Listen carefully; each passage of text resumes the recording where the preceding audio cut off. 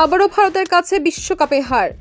এবারের হারটা লজ্জাজনক। কলম্বোতে রোববার ভারতের কাছে 61 রানের বড় ব্যবধানে হারের পর এখন সুপার 8-এ ওঠা নিয়ে শঙ্কায় রয়েছে পাকিস্তান। গ্রুপ পর্বের শেষ ম্যাচে তো জিততেই হবে, তার পাশাপাশি তাকিয়ে থাকতে হবে যুক্তরাষ্ট্রের ম্যাচের দিকে। বরাবরের মতো ভারতের কাছে হারের পর সমালোচনার ঝড় ওঠে পিসিবির ওপর।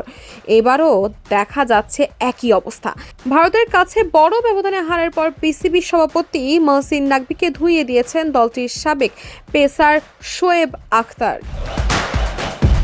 আইসিসি টি-20 বিশ্বকাপে ভারতের বিপক্ষে ভরাডুবির পর শোয়েব বলেন যে ব্যক্তি ক্রিকেট বোঝে না, তিনি বোর্ডের চেয়ারম্যান। এভাবে দল এগোবে কিভাবে?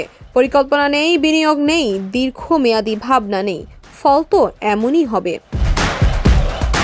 তিনি আরও বলেন, গত 15 থেকে 20 বছর সিস্টেমে কোনো উন্নয়ন হয়নি। আমরা একসময় ভারতের সঙ্গে সমানে সমান লড়াই করতাম, এখন তাদের হারানোর কথা ভাবাও কঠিন। একজন খেলোয়াড়কে সুপারস্টার বানানো হয়েছে যে আপনাকে ম্যাচ জেতাতে পারে না। অযোগ্য লোকদের গুরুত্বপূর্ণ পদে বসানো সবচেয়ে বড় অপরাধ।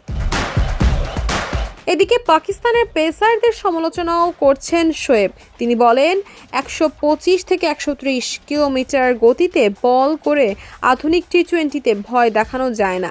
প্রতিভা আছে, কিন্তু প্রস্তুতি ও মানসিক দৃঢ়তা নেই।